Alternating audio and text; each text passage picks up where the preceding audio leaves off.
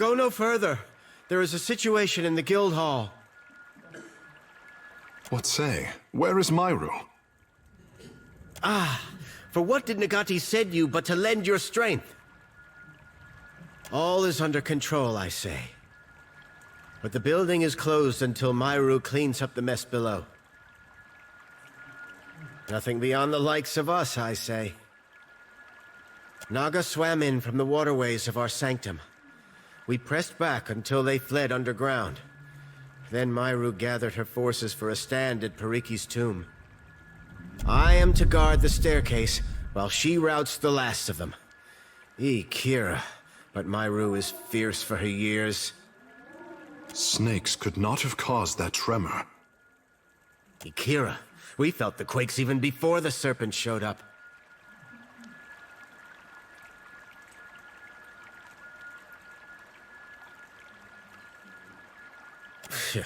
Not snakes, I say. Unless they brought a battering ram. I do not know. With great purpose, they throw their bodies back to Rikuhu's bowels. I say this is personal. They strike with anger, not conviction. We are water shapers. Onikaza knows we can walk over a few snakes. Myru, though, I say she would not turn down reinforcements. Ha! I say you will have to run fast. She could cut through Naga like a harpoon through blubber. I will remain and dispatch any snakes who slither past you. Good hunting.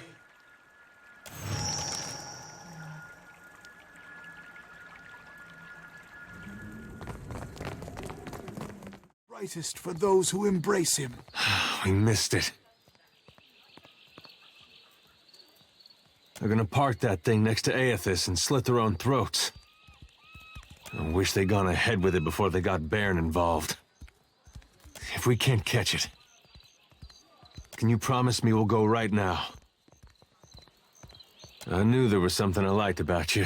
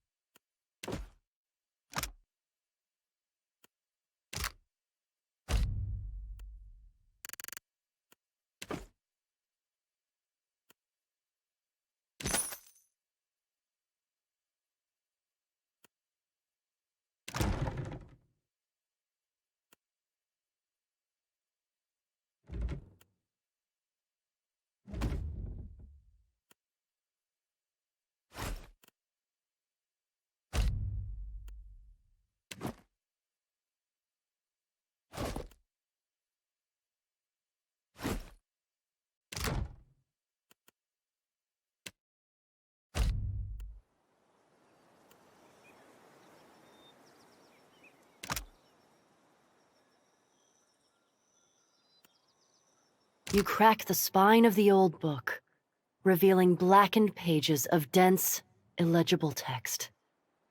The words recede into the shadows the longer you focus on them. Suddenly, the page widens to eclipse the world around you. A dark void stretches out on all sides, the air full of choking fumes that carry dying embers and curling flakes of ash. Something stirs in the darkness. An old woman steps forward, leering down at you from on high. Her smile is toothy and cruel. Her cheeks warp around it like melted candle wax. I'm so glad that my messenger tracked you down. These days it's impossible to find good help. Before you draw your weapon, know that these proceedings are under a banner of peace. If this was a trap, it would have already closed around you. While Bareth whispers in one ear and Aethys shouts in the other, I thought you could use a more seasoned perspective to drown out the noise. Don't you find it unusual how open and accessible my siblings have made themselves? After millennia of subdued whispers, now they practically scream their intentions. And isn't it strange how we never bicker unless a mortal is watching?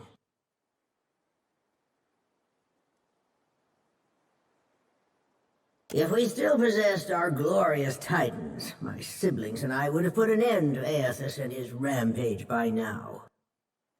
While we are powerless to stop him, some of my kin wish to observe how mortals respond to this threat. They think it will shine a light on the value of our patronage. Have we raised you well enough to be self-sufficient?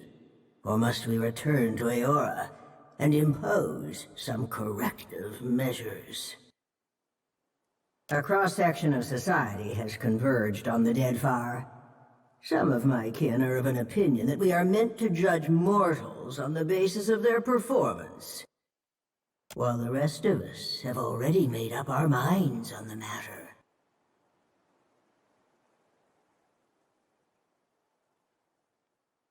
Judge for yourself. But I think you'll find my intentions are more straightforward than you think. When we ascended to godhood, we did so to provide for a savage people. Our goal was to craft a society whose values were made to last. Perhaps even a society that had no need of us. A naive fallacy, but one that inspired my optimistic, misguided kin. How you and your allies counter this threat will demonstrate whether you are competent enough to guide your own destinies, or if we need to revise our strategy. The soft-hearted among us are counting on you to win this existential wager. No doubt, Aethys shares their sympathies. I do not. We exist to rule over mortals. Nothing can change that. So now you know the truth. I assume you have questions.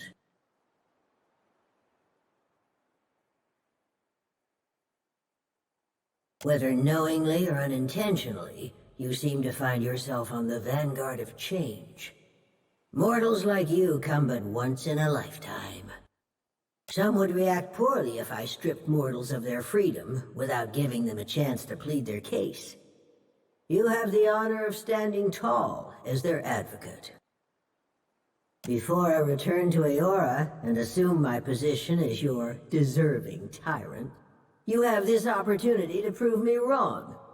To demonstrate whether or not mortals are responsible enough to claim their future.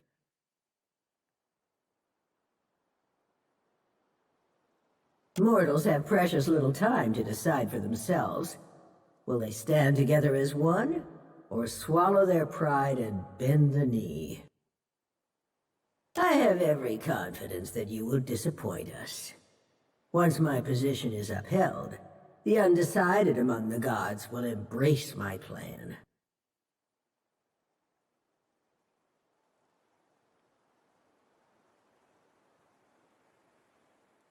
Prove it or disprove it, yes. I never agreed to this arrangement, but if your example demonstrates mortal ineptitude, as I trust it will, then I can make the plan serve me. An assertive minority of gods believe that your choices will prove the value of their wild optimism. As if mortal collaboration and ingenuity are endorsements of our leadership. Then there are those of us who know better, who are not so easily convinced.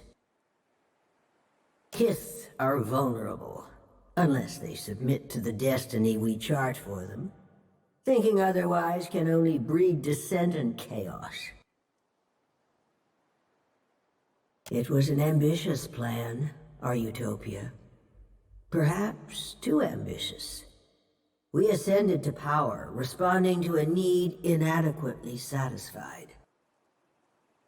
Assuming these roles gave us the authority to mold Eora over time, to influence you and lay the groundwork for a society yet to come. On the outset of the plan, some believed that mortals would outgrow us, as if that was a favorable outcome. To me, our eternal pantheon was always a critical fixture. Eothas was one of those who supported mortals, while I have always been their most vocal critic.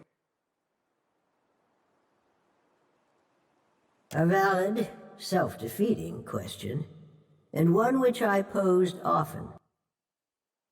We assumed that they, whoever they were, would reveal themselves to us. Rational government would rule in our stead, leaving churches vacant. Thanks to Eothas, we're pulling the dough from the oven before it's had a chance to fully rise. You unfortunate bastards never had the chance to prove me wrong. Opposition can take many forms.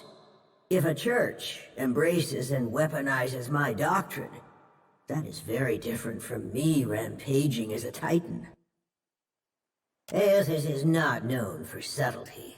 Twice now, he has contaminated the purity of our experiment, and done so with extravagant displays that undermine our authority. His approach was sophisticated, indirect. I owe you no explanations on the matter. Besides, you are not worthy to speak his name. I am the counterpoint to the soft-hearted. It makes no difference if mortals pass some arbitrary test. My mind is settled on the matter. Regardless of my feelings, the timing of this crisis forces us to accelerate our schedule. Final judgment comes sooner than any of us would prefer. You mean gods crafting a godless world? Naturally. My siblings desired to influence mortals and steer them in a proper direction, even if that direction led to places we could not follow. I have no intention of being left behind. Society would unravel without its queen to impose strict order. If our pantheon found that mortals had cultivated a perfect, lawful system to maturity, I would not voice a word in protest. I would merely stand aside and await the inevitable collapse. Mortals need us. I know this as well as I know myself. Even a lawful and responsible society would be poised to collapse as long as its architects and strongest adherents were mortal. Any satisfaction that my siblings derived from their little experiment would be short-lived, and it would fall to me to clean up after their mess.